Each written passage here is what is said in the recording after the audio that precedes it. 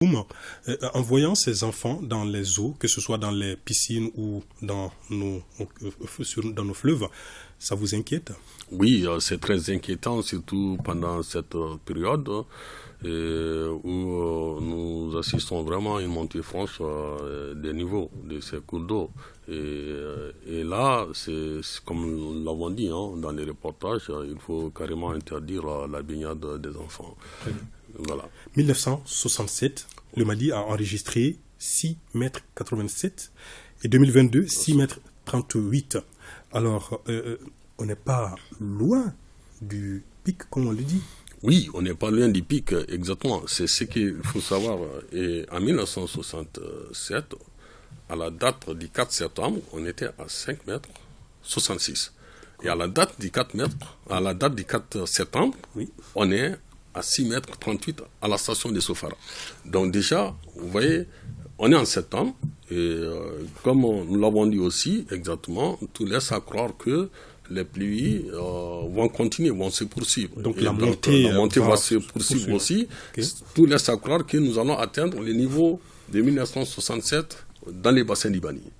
Et donc c'est de dire dès à présent de prendre des dispositions. Et nous avons déjà des équipes qui sont sur place et nous avons activé déjà les comités de veille, exactement sous le leadership des autorités au niveau région, au niveau cercle, au niveau commune, des autorités administratives et politiques, avec les services techniques et avec certains partenaires dont la Croix-Rouge. Aujourd'hui, quand vous partez à Soufara, il y a certains bâtiments qui sont déjà sous les eaux et des édifices publics qui sont déjà menacés.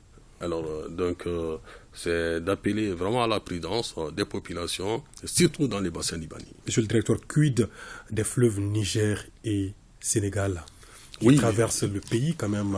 Absolument, absolument. Au fait, à la différence du Niger, sur les Niger, notamment sur les Sankarani, nous avons les barrages de Sélingué. Et avec l'excellent travail que nous effectuons au niveau de la commission des eaux de la retenue des Sélingué du barrage de Markala, nous avons anticipé les lacets, c'est pour qu'on puisse disposer une marge de manœuvre et éviter à ce qui est la crue du Sankarani et la crue du Niger se superposent et éviter l'inondation à Bamako. Mais par contre, au niveau d'Ibani, nous avons les décès. Nous avons les seuils des Talo et les seuils des Djéné. Mais un seuil, ça veut dire qu'il y a un niveau au-delà duquel l'ouvrage ne peut plus retenir l'eau. Aujourd'hui, que ce soit les seuils des Talo, que ce soit les seuils des Djéné, sont submergés. Alors, donc, nous avons une marche de manœuvre sur le Niger. Et nous sommes en train de suivre aussi depuis la frontière avec la Guinée. Mais il faut reconnaître que, en tout cas, jusqu'à maintenant, nous avons reçu plus de pluie dans les bassins d'Ibani, avec la frontière avec la Côte d'Ivoire, que dans les bassins du Niger. Dans les bassins du Sénégal aussi, nous avons l'ouvrage aussi des Manantali qui nous permet aussi de contenir la crue du Sénégal. Et Manantali qui fait 11 milliards de mètres cubes. Et là, quand on regarde aussi à ce niveau, là, au niveau de la retenue, nous sommes à un niveau supérieur à celui de l'année dernière. Que ce soit le Niger, que ce soit le Sénégal, et supérieur aussi à une année moyenne. Très concrètement, monsieur le directeur, est-ce que vous rassurez les Maliens qu'il n'y aura pas d'inondation, particulièrement à Bamako? Non, pour l'instant, nous sommes en train de gérer, mais compte tenu aussi des prévisions, il faut les reconnaître, nous appelons plutôt à la prudence. Nous sommes en train d'effectuer le travail pour qu'on évite l'inondation, notamment à Bamako. Et là, grâce au travail que nous faisons, vraiment avec beaucoup de satisfaction, nous souhaiterons que le travail se poursuive de cette manière et qu'on n'ait pas, en tout cas, qu'on ne soit pas débordé pour Bamako. Et nous le souhaitons, mais on ne sait jamais ce que la nature nous réserve. Une dernière question, un message particulier à lancer aux riverains en termes de conseils pratiques.